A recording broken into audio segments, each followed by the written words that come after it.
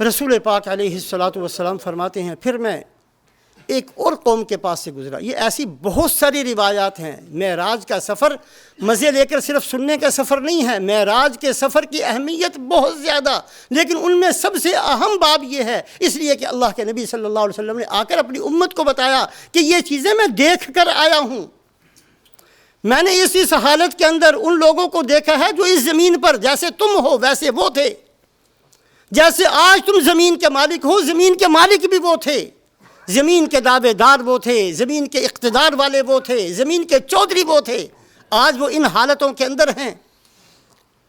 رسول پاک علیہ الصلاۃ والسلام نے فرمایا پھر میں ایک آدمی سے گزرا. میں نے دیکھا ایک آدمی کھڑا ہے، لکڑیوں کا بڑا گٹھا ہے، لکڑیاں اس کے اندر ہیں، اور وہ اس کو اٹھانا چاہتا ہے لیکن اس سے اٹھ نہیں سکتی. لکڑیاں بہت زیادہ ہیں، وزنی بہت ہیں. وہ بڑی کوشش کرتا ہے کہ اس کو اٹھا لے لیکن وہ اٹھا نہیں سکتا. لیکن دائیں بائیں دیکھتا ہے کہ اور لکڑیاں پڑی ہوئی ہیں، وہ ان کو بھی اٹھا کر اپنے گٹھے میں شامل کری جا رہا ہے. میں نے کہا کیسا عجیب آدمی ہے، جو لکڑیاں موجود ہیں وہ اس سے اٹھتی نہیں ہیں اور ان لکڑیوں میں اور اضافہ کرتا چلا جا رہا ہے. پہلی اس سے اٹھ نہیں سکتی اور یہ ان کو بڑھا رہا ہے، اپنے گٹھے کو بڑا کرتا چلا جا رہا ہے. میں نے کہا کہ اے جبرائیل یہ کون آدمی ہے؟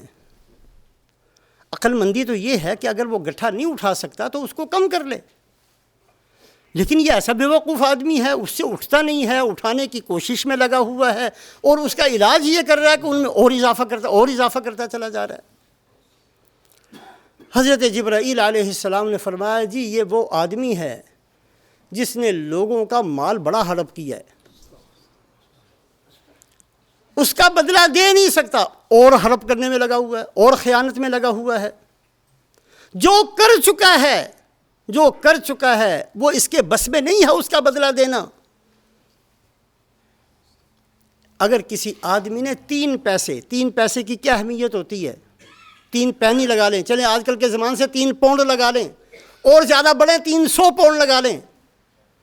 جس آدمی نے کسی کے 3 پیسے ناحق غصب کر لیے، ہڑپ کر لیے، واپس نہیں کیے، قیامت والے دن اس کی نمازوں میں سے 700 ایسی نمازیں اس کو دیں گے اللہ جو قبول تھیں.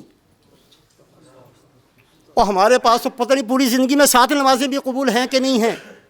اس میں کوئی شک نہیں کہ ہم نے نمازیں پڑھی ہیں، اس میں کوئی شک نہیں، لیکن اللہ کے ہم وہ نماز ہے کہ ٹکڑے ہیں، ہمیں کیا پتہ اس چیز کا. ہم نے نمازیں پڑھی ہیں، قبول ہوتی ہیں کہ نہیں، ہمیں کسی نماز کے بارے میں کوئی دعویٰ نہیں کہ کوئی نماز قبول بھی ہوئی ہے. 700 ایسی نمازیں جو قبول ہو چکی تھیں، اللہ کہیں گے کہ 3 پیسوں کے بدلے میں اس کو دے دو. جو کسی کا حق غصب کیا ہے اس کا بدلہ چکا نہیں سکتے، اور کرتے چلے، اور اس کی بھی لے لو، اس کی بھی جیب کاٹ لو، اس کا بھی لے لو، اس کا بھی ہڑپ کر جاؤ، اس کا بھی قرضہ واپس نہ کرو. ایسی بدبختی ہے ایک انسان کی کہ یہ انسان ان مصیبت میں اپنے گناہوں کو بڑھاتا چلا جا رہا ہے.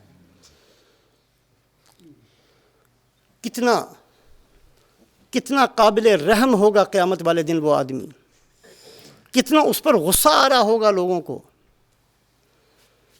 کہ جو گناہ اس نے نہیں کیے وہ بھی اس کے نامہ اعمال میں لکھے جا رہے ہیں. نیکیاں کی ہیں لیکن کسی کا مال ہڑپ کیا ہے، وہ آئے جی اپنا حج مجھے دے دو، جی حج بھی چلا گیا، نمازیں بھی چلی گئیں، روزے بھی چلے گئے، عمرے بھی چلے گئے، صدقہ خیرات بھی چلا گیا، رات کو اٹھ کر پڑھنے والی تہجد بھی چلی گئی، نیکیاں ساری چلی گئیں. اور بدلے میں کیا ملا؟ اس کے گناہ ملے. اس کے گناہوں میں جھوٹ بھی ہے، اس کے گناہوں میں زنا بھی ہے، اس کے گناہ میں حرام کاری بھی ہے، ان کے گناہوں میں قتل بھی ہے. اس بندے نے کبھی قتل نہیں کیا لیکن اس کے نامہ اعمال میں قتل بھی لکھ دیا گیا. اس نے کبھی زنا نہیں کیا لیکن اس کے نامہ اعمال میں زنا لکھ دیا گیا. اس نے کبھی جھوٹ نہیں بولا لیکن اس کے نامہ اعمال میں جھوٹ لکھ دیا گیا. کتنا بد نصیب ہے یہ آدمی جس نے 60-70 سال کی زندگی گزاری، جھوٹ سے بچتا رہا لیکن نامہ اعمال میں جھوٹ لکھا ہوا ہے. اس لیے کہ دوسرے کا جھوٹ اس کے گلے پڑ گیا، دوسرے کا زنا اس کے گلے پڑ گیا، دوسرے کا قتل اس کے گلے پڑ گیا، دوسرے کے گناہ اس کے گلے پڑ گئے. یہ وہ آدمی ہے جس نے لوگوں کا حق غصب کیا.